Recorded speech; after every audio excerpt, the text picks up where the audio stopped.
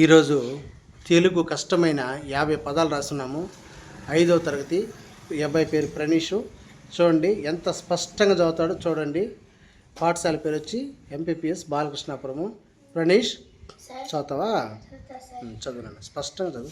ఆవిష్కరణ, ఆవిష్కర్త, అవగాహన, అభ్యుదయం, అభివృద్ధి, ఆత్మవిశ్వాసం, ఆత్మపరిశీలన, అనుభవం, అనుకూలం, ప్రతికూలం, విశ్లేషణ, పరిశీలన, పరిణతి, పరిశోధన, వ్యవస్థ, వ్యవహారం,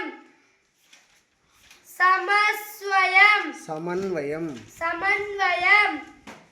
సమీక్ష, సమాధత, సమగ్రత, సంకల్పం, సంక్లిష్టం, సంబంధం, సాహసం, సౌభాగ్యం, సౌకర్యం, స్వతంత్రం, స్వాభిమానము,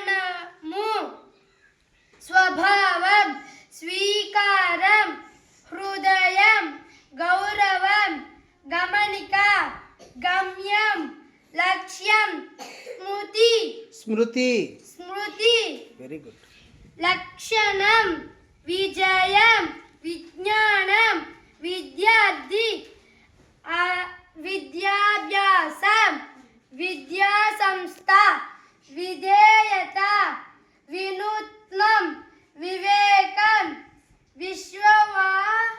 విశ్వవ్యాప్తి,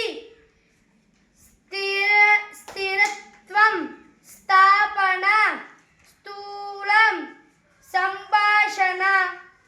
అద్భుతంగా చదివినాడు కదా పిల్లలు, చాలా చక్కగా చదివినాడు ఫ్రెండ్స్కి ఒకసారి అందరూ చక్కగా క్లాప్స్ కొట్టండి. సూపర్ భలే చదివినాడు. ఇప్పుడు ఈ 4 వరుసలలో ఒక్కొక్క వరుస వచ్చి చదవాలి మీరు, ఓకేనా? తప్పైనా పర్వాలేదు. Okay, very good. Thank you Pranish, thank you.